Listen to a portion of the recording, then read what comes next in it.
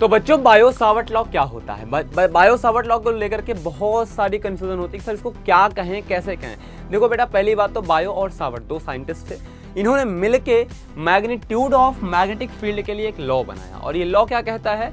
ये law simple सी बात है, समझो कोई तार है, कोई वायर है, कंडक्टर है, उससे कुछ पॉइंट दूरी पर यानी आर डिस्टेंस पर कोई पॉइंट पी है, उस पॉइंट पी पर हमें फाइंड करना है मैग्नेटिक फील्ड की इंटेंसिटी यानी मैग्नेटिक फील्ड की मैग्नीट्यूड फाइंड करना है। तो इन्होंने देखा करंट फ्लो हो रही वायर में, जाहिर सी बात है एक छोटा सा लेंथ एलिमेंट इन्होंने लिया, ठीक है, क्योंकि पूरा कंडक्टर जो होता है बेटा, उस पूरे कंडक्टर की लेंथ तो हमें पता नहीं एक्चुअल में, और शायद वैल्यूज एग्जैक्ट ना है, तो छोटा सा लेंथ एलिमेंट लिया और लेंथ एलिमेंट से आर डिस्टेंस पर कोई पॉइंट पी है, और उस आर डिस्टेंस और वायर के लेंथ एलिमेंट में आपका एंगल कितना थीटा है। तो इन्होंने बताया अगर ये छोटा सा लेंथ एलिमेंट है तो छोटी सी फील्ड भी यहाँ पे देगा, जिसको हम डी भी बोलेंगे।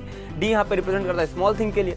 तो आइए देखते हैं अकॉर्डिंग टू दिस लॉ, किसके अकॉर्डिंग? बायो और सावर्ट साहब के अकॉर्डिंग, कि जो मैग्नेटिक फील्ड की इंटेंसिटी है वो करंट के डायरेक्टली प्रोपोर्शनल होती है, and the intensity of magnetic field at point P is directly proportional to the current flowing through the wire. And दूसरी बात इन्होंने कही magnetic field intensity is directly proportional to the length element DL, यानी वो length element DL के directly proportional होता है। जितना बड़ा डीएल होगा उतनी ज्यादा फील्ड यहाँ पे देखने को मिलेगी। उसके बाद the magnetic field intensity at point P is directly proportional to the sine of angle between DL and are.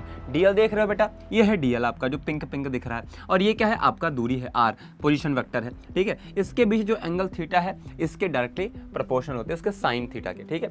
उसके बाद आता है कि ये इनवर्स स्क्वायर लॉ को भी फॉलो करता है, यानी magnetic field intensity at point P is inversely proportional to the square of distance between wire and that point, जहां पे हमको मैग्नेटिक फील्ड की इंटेंसिटी फाइंड करनी है। अब इन चारों इक्वेशन को कंबाइन किया तो हमें एक रिलेशन मिला, ideal sine theta upon R square. तो D B proportional to ideal sine theta upon R square होता है सिंपली। लेकिन एक बात आपको पता है कि हमारे इस भारत में या हमारे इस पूरे वर्ल्ड में कहीं इस साइन को सॉल्व करने का कोई तरीका नहीं डेवलप किया गया है, यानी इस साइन को हमें रिमूव करना पड़ेगा। और रिमूव करते हैं बेटा तो इक्वल टू का साइन आता है और कॉन्स्टेंट आता है, और उस कॉन्स्टेंट को हम लोग बोलते हैं म्यू नॉट अपॉन 4 पाई, जहां पर म्यू नॉट आपका परमिएबिलिटी ऑफ फ्री स्पेस होता है।